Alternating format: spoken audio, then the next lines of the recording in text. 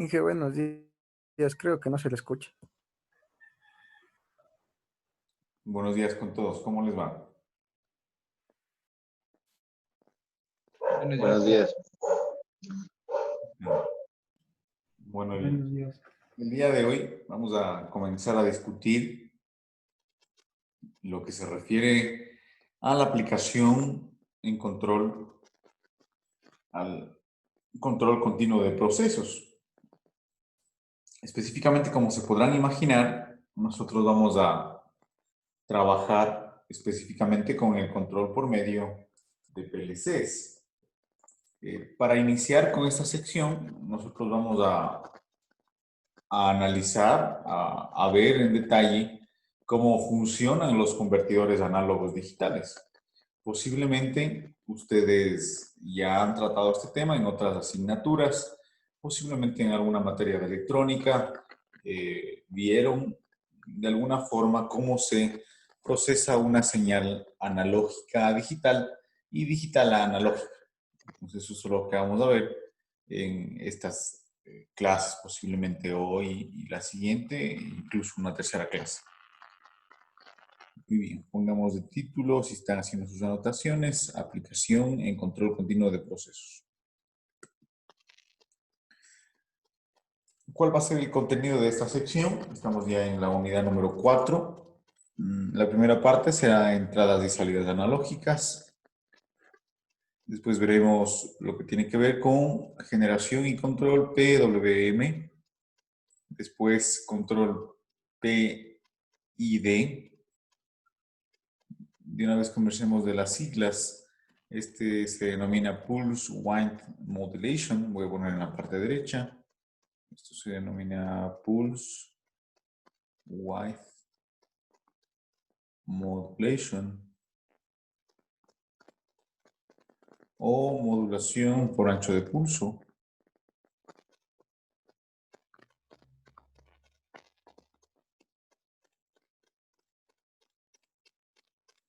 El control PID viene de las siglas control, que se denomina proporcional, integral, derivativo. Control PID, proporcional, integral, derivativo, que viene a ver y viene relacionado con todo lo que tiene que ver con teoría de control, que no es parte de este semestre, es parte del siguiente, pero tenemos una introducción para que ustedes sepan a qué nos referimos. Y por último tendremos que ver los control de variadores de velocidad, específicamente como nos podemos imaginar, es aplicación o sistemas aplicados a lo que tiene que ver con motores. Estos motores podrán ser del tipo AC o podrán ser tipo DC. Entonces, lo que vamos a controlar en estos motores va a ser la velocidad del dispositivo. ¿Alguna pregunta, por favor?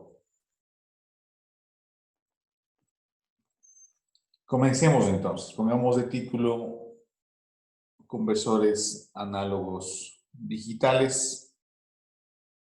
Vamos a tener de dos tipos que está especificando esta diapositiva. Tenemos los convertidores ADC. Tenemos los convertidores de AC. Entonces, ellos serán opuestos uno de otro.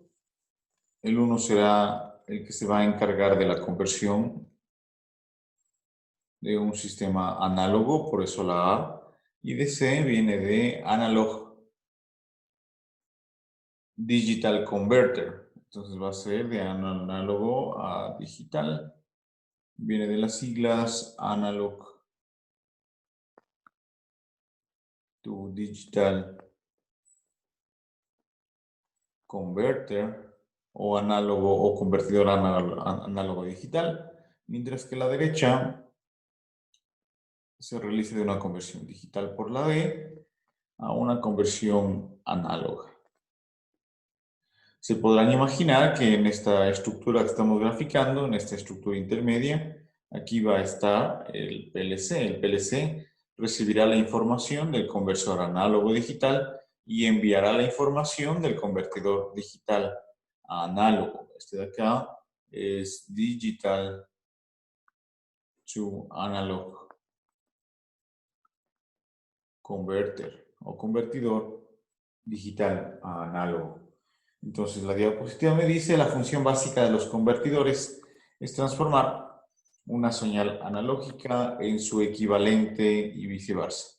Entonces, lo que tenemos que tomar en cuenta es que esta señal análoga está convirtiéndose en su equivalente en señal digital. La señal o nuestra función, la función del convertidor, será que esta señal que estamos transformando de análogo a digital se pase de la forma más precisa posible. De igual manera, cuando pasamos de digital a análoga, la señal debe pasarse de la forma más precisa posible. Hay una característica importante que tenemos que tomar en cuenta, que el mundo que nos rodea es análogo, ¿no es cierto? Tenemos una serie de medidas en el mundo que son análogas que vamos a discutir más adelante. Y dice, una forma de enlazar las variables análogos a las variables análogas, que vamos a ver, podría ser una variable análoga, podría ser la temperatura, podría ser la humedad, podría ser la cantidad de luz en una habitación, podría ser la velocidad de un líquido, podría ser la presión de un tanque. Son medidas análogas. Dicen, entonces, los convertidores análogo digital y digital análogo son la forma en la cual las variables análogas se entrelazan con los procesos digitales. Como ustedes saben, actualmente la mayoría de los procesos en la industria son procesos digitales. Vamos a tener dispositivos, sistemas microprocesados, dispositivos PLCs que se van a encargar de procesar la información de todo el mundo alrededor del sistema para controlarlo.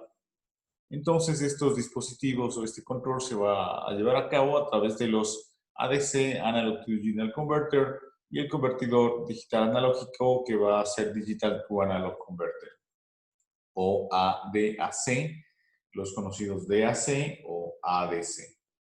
¿Alguna pregunta, por favor?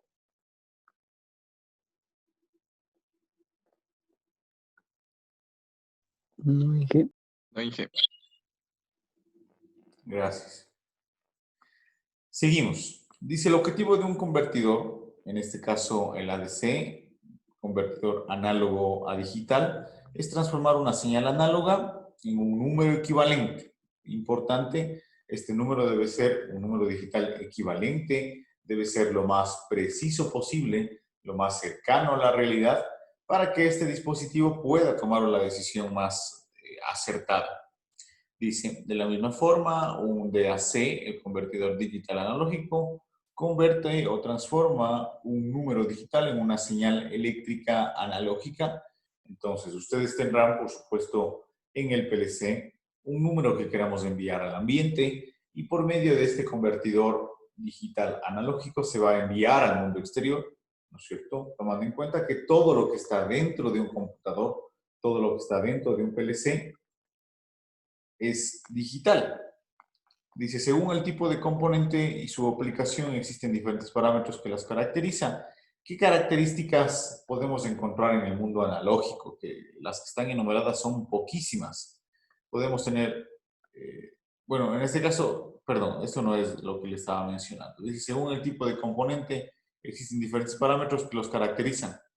Características de los conversores. Características de los conversores. ¿Qué tipo de características van a definir qué tipo de conversores?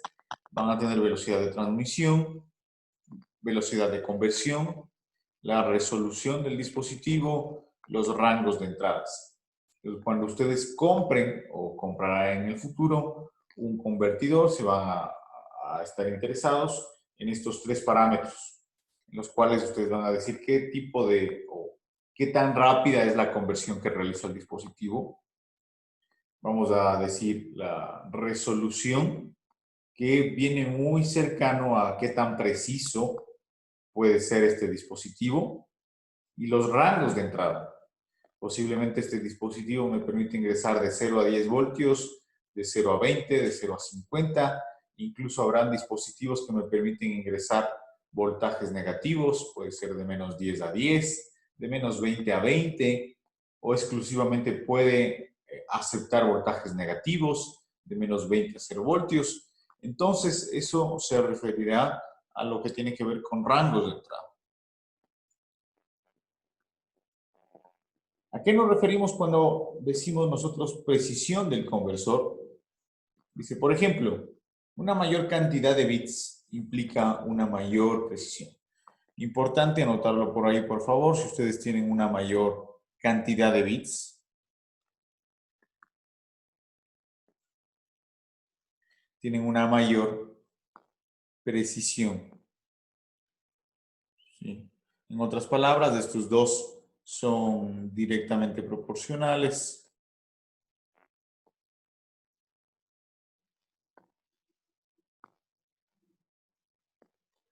¿Qué querrá decir? Por ejemplo, si ustedes tienen una cantidad de 10 bits, tendrán una velocidad X de precisión. Si ustedes tienen una cantidad de 20 bits, la precisión con relación a la de 10 será mayor. Así sucesivamente. Entonces, la cantidad de bits que dice que tiene un conversor le va a dar la precisión del dispositivo.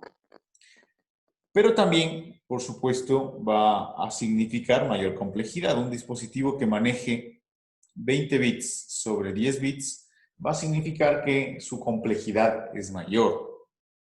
Dice, un incremento de un solo bit permite disponer del doble de precisión. Cuando estamos hablando de precisión, también estamos refiriéndonos a la resolución. Entonces, ¿qué dice aquí? Que, por ejemplo, si ustedes tienen un conversor de 10 bits, tienen una resolución X. Si ustedes tienen un conversor de 11 bits, van a tener una resolución el doble de la anterior. En este caso, tienen una resolución de 2X, una precisión de 2X. Pero dicen, pero hace más difícil el diseño del circuito. Por supuesto, otra vez, el diseño de 11 bits va a ser electrónicamente más complicado que el de 10 bits.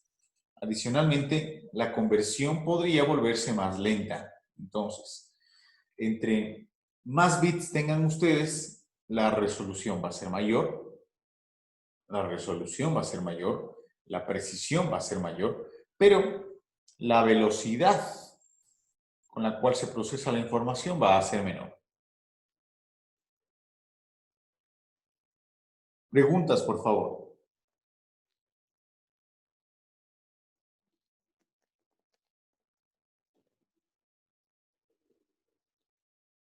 Y que se puede mezclar los conversores. Hay conversores de los dos tipos. Ustedes pueden encontrar conversores, un conversor que haga las dos acciones, ¿sí? Sí existen. Sí existen conversores análogos digitales y digitales análogos, en una sola envolvente. Así es.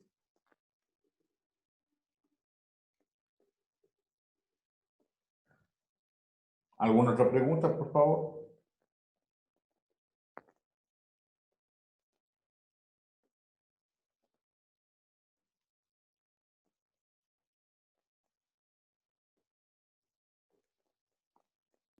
No dije.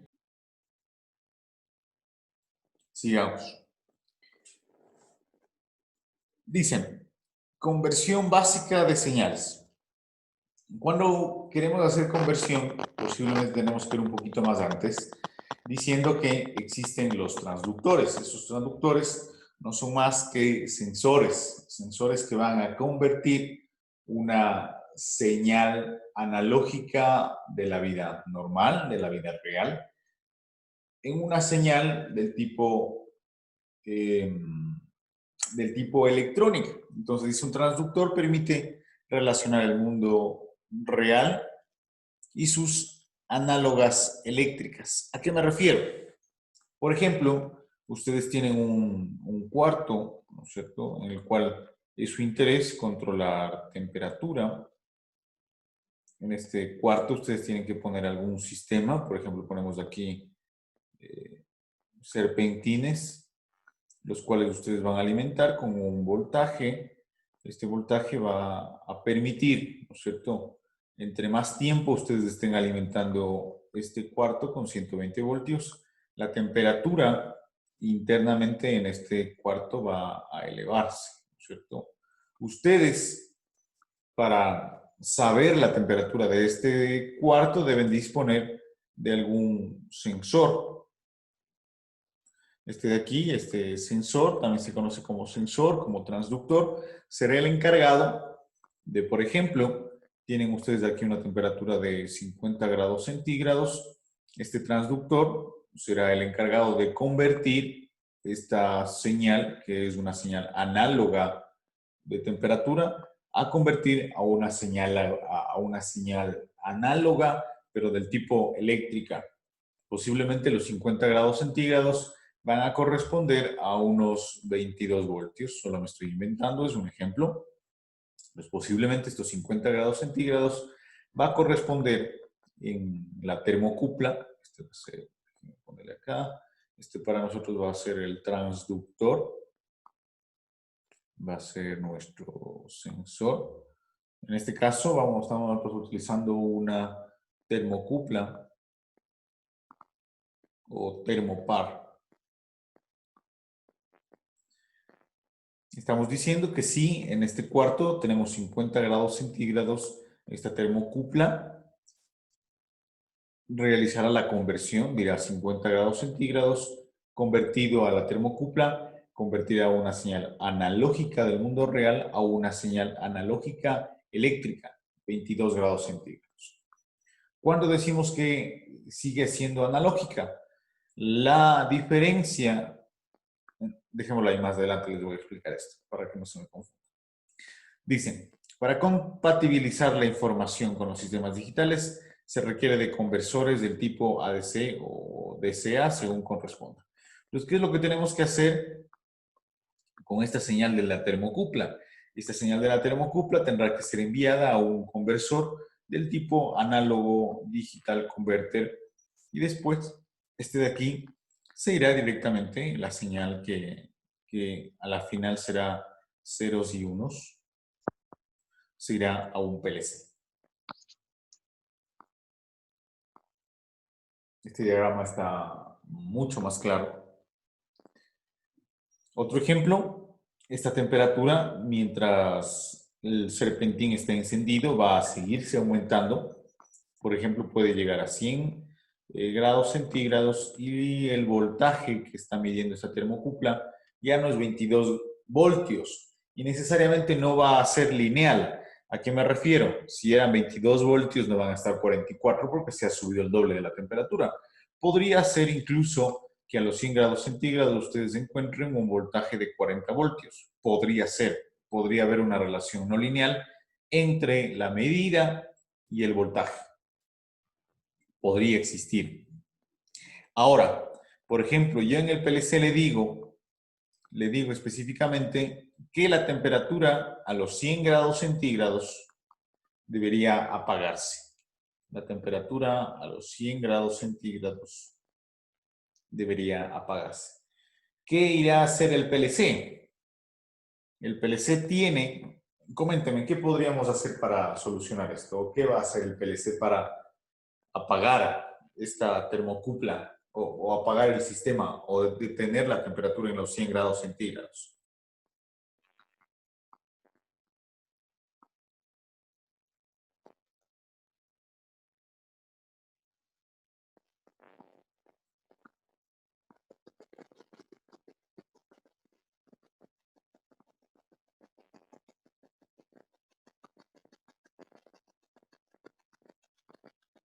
Preguntemos de forma aleatoria.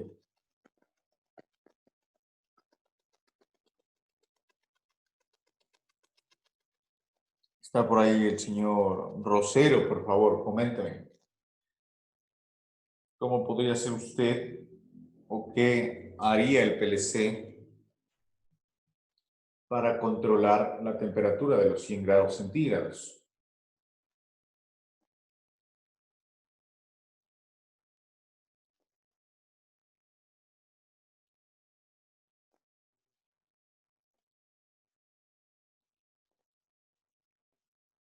Parece que no está por ahí.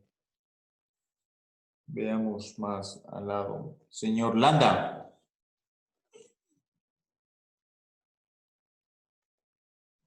Dígame, profe.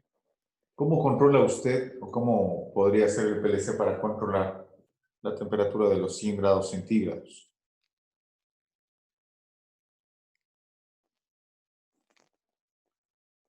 Solo lanza ideas nomás, no va a estar mal o va a estar bien.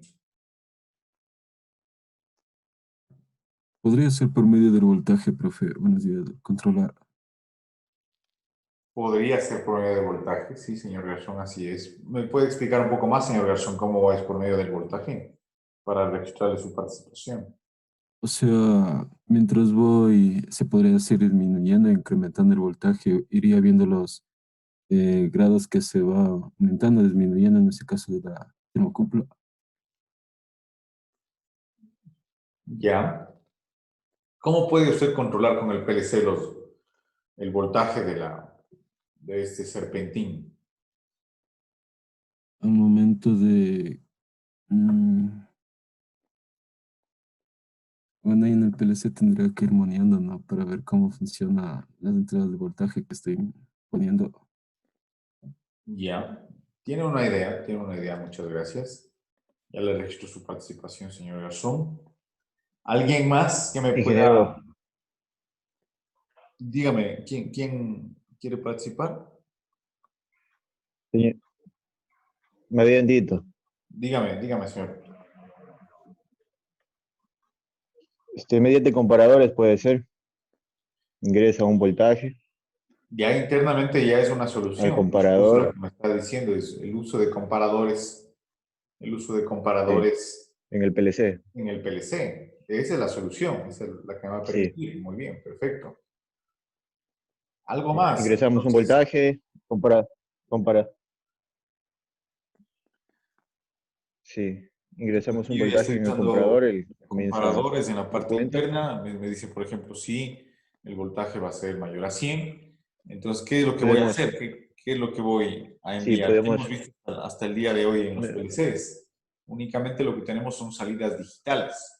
¿Qué podría hacer con esa salida digital del PLC? Digamos que es la salida O 2.0/1. Voy a utilizar esa salida para efectuar. En este caso, lo que tengo que hacer es apagar el sistema, porque ya estoy en 100 grados centígrados. Entonces, con el comparador le digo, sí, el sistema llega a 100 grados centígrados. ¿Alguien más que me pueda decir qué es lo que voy a hacer en el sistema? ¿Cómo le apago al serpentín?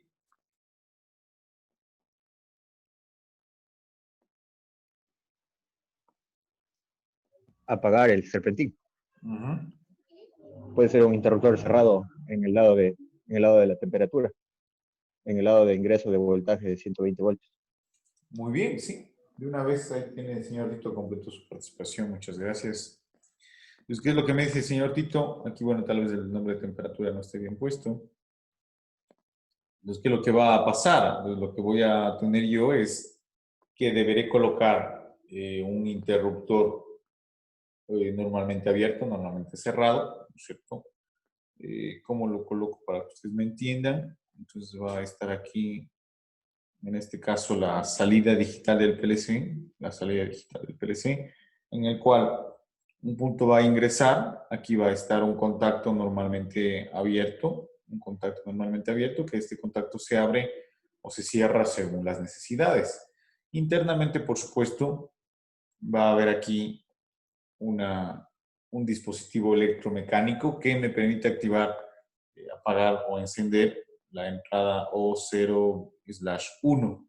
Entonces, ¿qué es lo que pasa? Yo estoy conectándome al PLC, a una salida del PLC, o una salida en este caso digital, y lo que estoy haciendo es encendiendo o apagando. En este caso, si ya llegué a 100 grados centígrados, ¿qué es lo que tengo que hacer?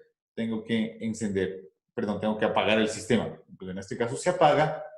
Como ustedes saben, en este caso la temperatura no va a caer tan rápido. La temperatura va a comenzar a caer despacio, posiblemente se va a mantener incluso en 100 grados centígrados. Después de un cierto tiempo va a comenzar a disminuir. Va a estar, por ejemplo, en 99 grados centígrados. Si la temperatura va a estar en 99 grados centígrados, posiblemente aquí ya no estemos en 40 voltios, posiblemente estemos en 38 voltios. El PLC me va a detectar que estamos en 99 grados centígrados y la programación diga sí, está en 99 grados centígrados, otra vez encienda. Entonces, ¿qué es lo que va a suceder? Enciendo otra vez el sistema. El sistema otra vez comienza a subir la temperatura, llega a 100 y otra vez el sistema dice abra el interruptor. Entonces, ¿qué es lo que va a suceder? Este interruptor va a estar cerrándose y abriéndose continuamente de tal manera que la temperatura siempre esté en 100 grados centígrados. Si queremos ver nosotros una gráfica, voy a borrar un momento esto. Si queremos ver una gráfica, va a estar aquí el tiempo, aquí voy a tener la temperatura va a subir, voy a llegar a los 100 grados centígrados y vamos a tener una curva más o menos de esta forma. Llego a 100, comienza a bajar, llego a 100, comienza a bajar, llego a 100, comienza a bajar. Entonces va a haber una banda en el cual se esté desarrollando o controlando la temperatura del sistema.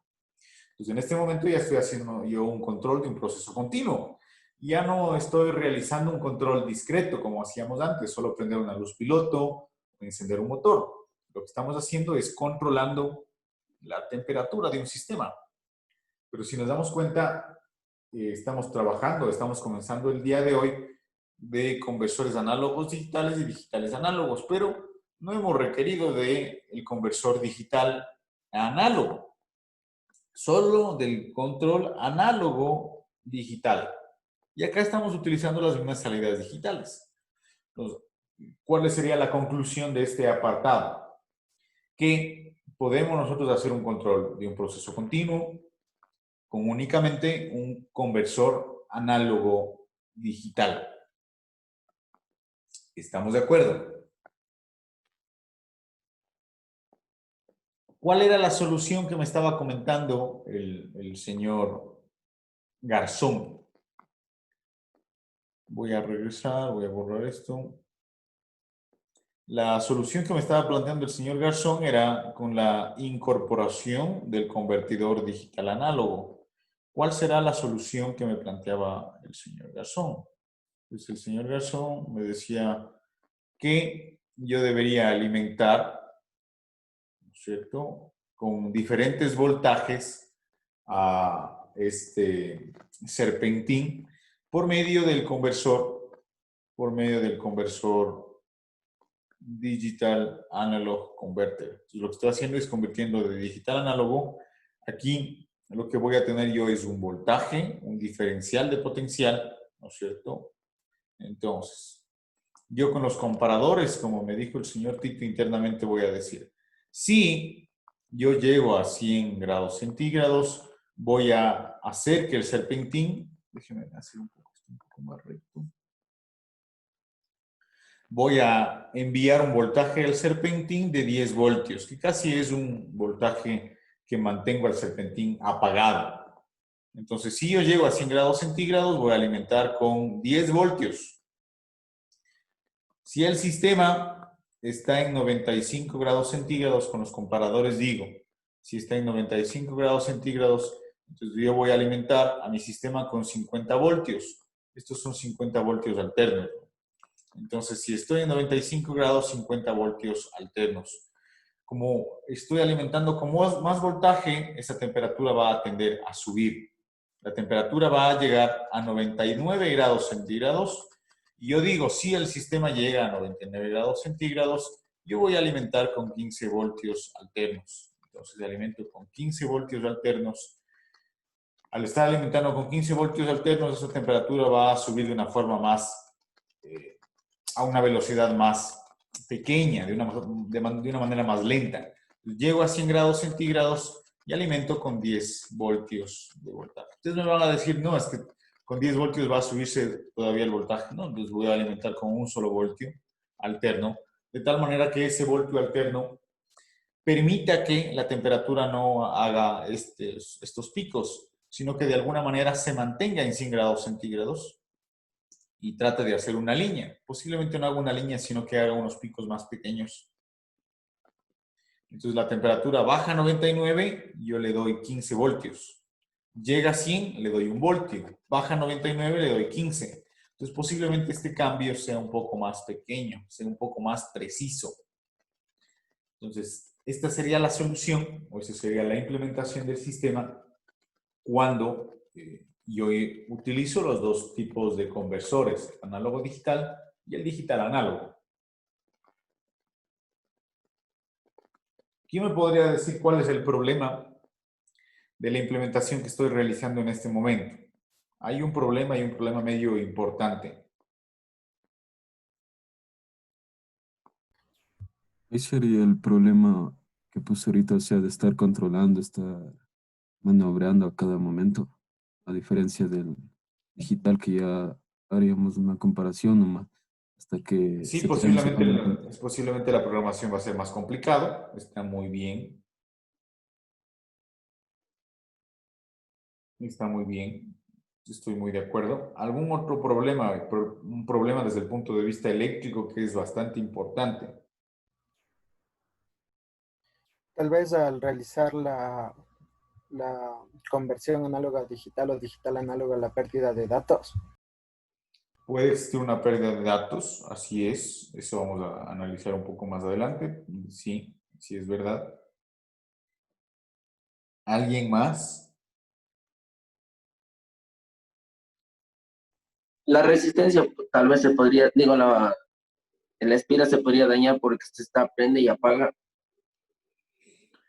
Sí, tiene toda la razón, va a haber una... Pero claro, aquí tenemos que hacer una diferencia entre las dos implementaciones. ¿Cuál cree usted que le va a hacer mejor o va a ser más, digámoslo así, es de una manera más benigna para el serpentín? ¿La primera o esta de aquí?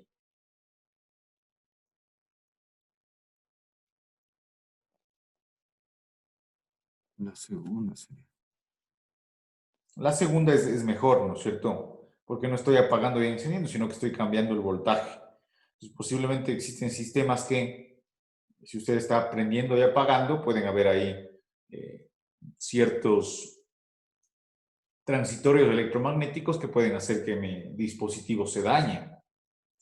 Puede pasar eso. Algo más, algo más. ¿Qué dicen ustedes? Hace un momento de la primera implementación tenía una fuente. Esta fuente es una fuente externa. Es una fuente que ustedes, como una formación eléctrica, saben que una fuente de poder es una fuente grande. Es una fuente grande. Electrónicamente tiene capacitores grandes, inductores grandes, tiene dimensiones grandes, tiene una estructura externa, ¿no es cierto? Un envolvente que permite que si existe algún tipo de sobrecorriente, algún tipo de descarga eléctrica, esta se va a dispersar por medio de la carcasa del dispositivo. Pero ¿qué sucede si yo quito esta fuente y pongo un conversor análogo digital? Este conversor análogo digital evidentemente no va a tener las características físicas de una fuente independiente. Entonces, ¿qué puede suceder?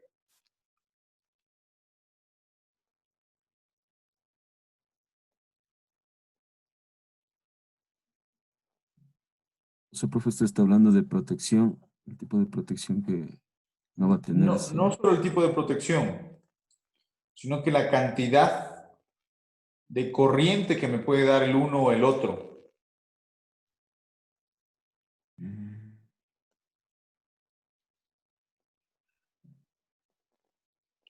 Que Puede ser que puede la tener protección del variaciones de termocupla voltaje. Va a tener variaciones de voltaje y por otro lado, la la corriente percepción de la no es termocupla no va a ser suficiente. estable. La corriente no es suficiente. Esa es la preocupación más grande. La corriente no es suficiente. Posiblemente esta fuente de voltaje me pueda ofrecer a mí hasta 20 amperios. Tranquilamente, usted exige, pide, ¿no es cierto?, la corriente que fluye por aquí, la corriente que pide, este es 20 amperios. Esta fuente le puede dar 20 amperios, pero este conversor análogo digital no. Este conversor análogo digital posiblemente le puede dar hasta 2 amperios. Póngale, usted compre un conversor análogo digital y le puede dar este conversor análogo digital hasta 5 amperios. Y esta diferencia de precio entre los dos va a ser bastante.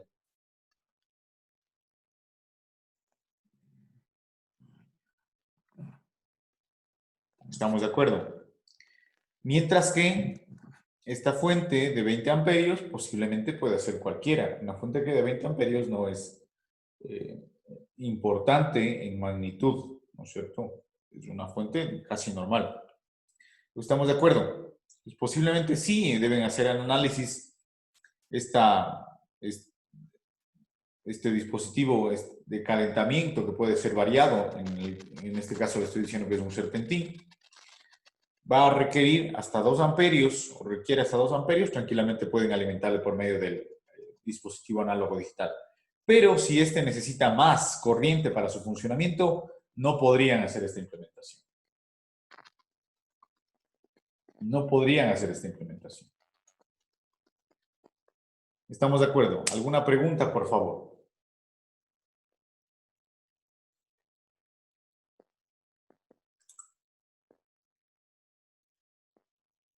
¿Sí me entendió? Sí, profe. Muy bien. ¿Qué es lo que pasa entonces cuando yo realizo una conversión análogo digital? ¿Qué es lo que sucede? Tengo un sistema físico, esta señal la he puesto con una semi onda sinusoidal, ¿no es cierto? Pero esta señal tranquilamente podría ser una señal que tenga un comportamiento un poco más variado, podría ser de picos, o podría ser una señal que no tenga un comportamiento estándar, no necesariamente tiene que ser una onda senoidal como estamos acostumbrados.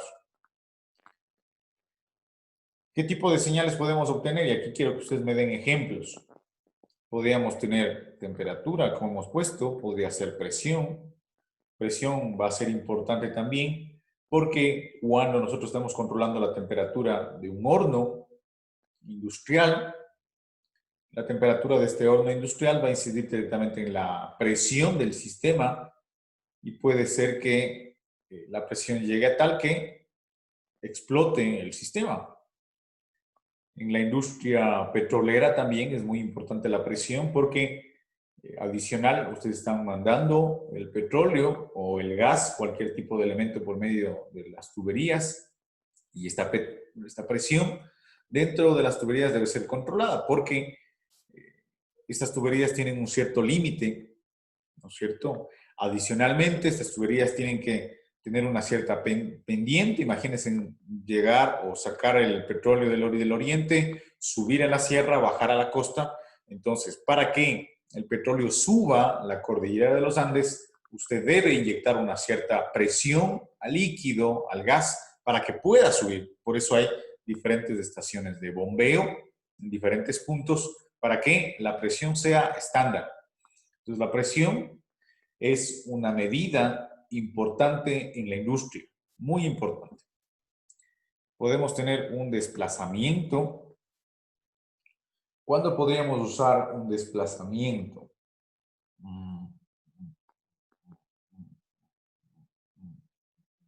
Les pongo un ejemplo. Cuando trabajaba yo en un laboratorio, cuando recién me gradué, y trabajamos en la parte de metrología. Cuando queremos hacer metrología, es importantísimo hasta los milímetros. Hasta los milímetros. Entonces, ¿qué es lo que sucede? No podemos confiarnos en el ojo humano para decir, pongo un cierto dispositivo en un lugar y este dispositivo está bien puesto. Entonces, debo utilizar de sistemas electrónicos que usted vía el sistema electrónico o algún cierto tipo de sistema que me permita verificar si ese dispositivo esté ubicado en un cierto lugar de forma milimétrica. Entonces va a haber sensores, puede haber sensores del tipo infrarrojos, puede ser ultrasonido, para ver algún tipo de desplazamiento. Cuando nos referimos a desplazamiento, pues también podría ser un nivel de un líquido. ¿Qué tan alto está un líquido? Esto lo conversamos al inicio del semestre. ¿Qué tan alto está un líquido? 1 metro, 2 metros, 3 metros. Entonces, la medición de ese líquido, estamos refiriéndonos al desplazamiento. Y también tenemos velocidad. Velocidad de líquido también puede ser, velocidad del transporte del petróleo por la tubería, la velocidad, por ejemplo, de un motor en la parte eléctrica, entre otros. ¿Qué otras señales físicas podríamos nosotros medir? Dígame, por favor. De volumen. Puede ser volumen, pero la velocidad del volumen está relacionada con el desplazamiento. Si usted mira, por ejemplo, usted mira que un tanque tiene 3 litros de nivel, puede calcular, ¿no es cierto? Según este envase sea cilíndrico o sea esférico, usted puede calcularlo, pero está muy bien. ¿Algo más? Radares de velocidad de los autos. Ya, ahí está velocidad. Sí, muchas gracias. Es una aplicación. ¿Algo más?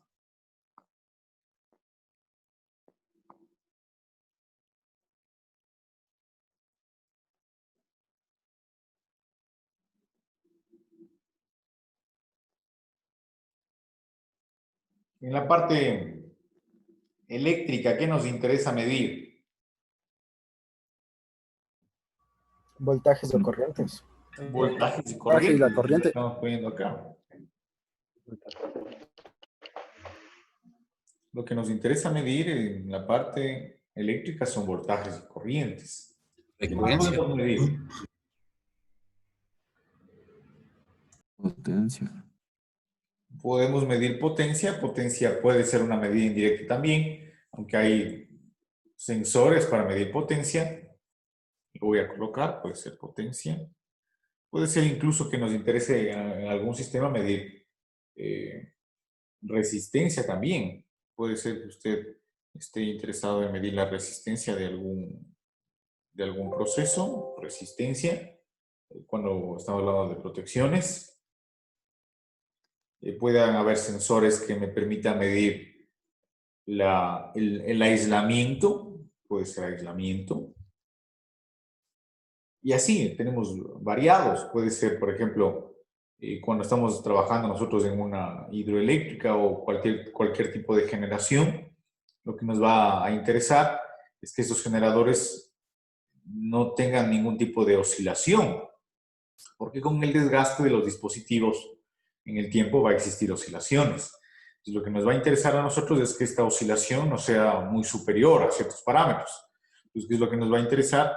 Medir la oscilación. Medir la oscilación, medir. ¿Qué más podría ser?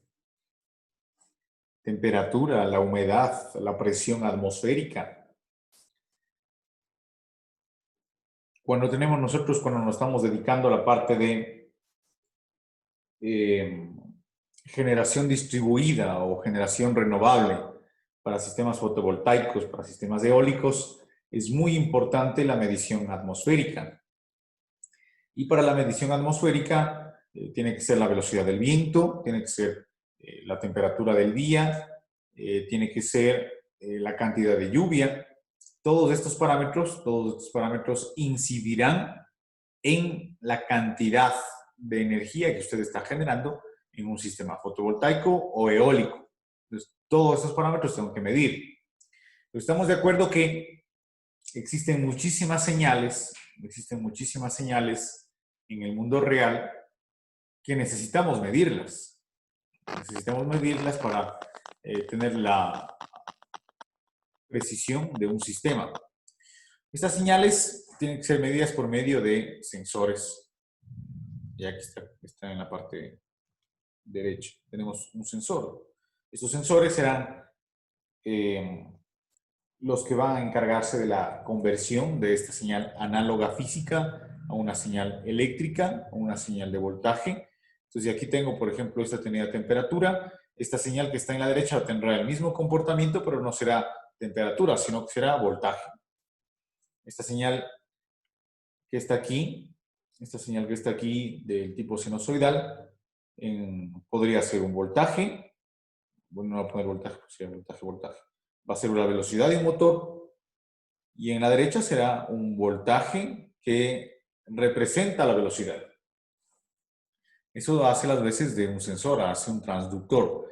Entonces este va a ser la misma onda, una onda muy similar, que representa el comportamiento de un voltaje que representa el comportamiento de la velocidad, un voltaje que representa el comportamiento de la temperatura, un voltaje de la presión, un voltaje. Si nosotros nos damos cuenta, siempre lo que estamos viendo nosotros es esto. Siempre estamos viendo una señal ya eléctrica, porque una señal física como tal, nadie puede ver la temperatura. Nadie puede ver la temperatura. Necesitamos de elementos externos, de sensores que nos permitan visualizar.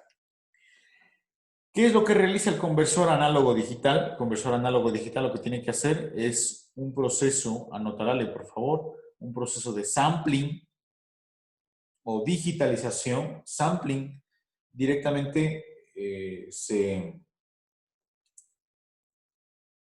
traduce a muestreo. Lo que tenemos que hacer es un muestreo de la señal. ¿Cómo vamos a realizar el muestreo? Tomando muestras, como dice. Cada cierto tiempo vamos a tomar una muestra de la señal del voltaje que representa la temperatura, del voltaje que representa la presión. Lo que estamos haciendo es un sampling, un muestreo. Esta señal va a tener una variación de tiempo. Esta variación de tiempo que estoy poniendo acá se denomina TS o tiempo de muestreo, tiempo de sampling, sampling time. Y cada una de estas mediciones, por ejemplo, aquí va a ser 2 voltios, 3 voltios, 4 voltios, 5 voltios, 6 voltios, 7 voltios, 8 voltios. Cada uno de estos voltajes yo voy a convertir en el número equivalente. Entonces, en este caso, si yo divido y digo son 4 bits, esta representación es 0101. Esta representación 0101 en digital, ¿qué me representa en número? Yo puedo saber, este me representa 1, este 2, 4, 8. Hago una multiplicación directa, entonces solo tengo, se me elimina, tengo 4 más 1, 5. 5. Estos 4 números tienen una representación de 5, entonces posiblemente lo que me está representando es únicamente esta señal de sampleo, esta señal de muestreo. Esta ya va a estar en el computador o PLC o computadora industrial. Va a ser un código binario. Preguntas, por favor.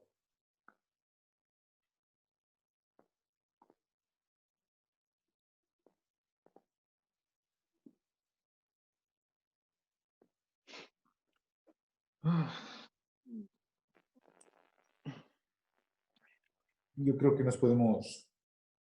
Preguntas, por favor.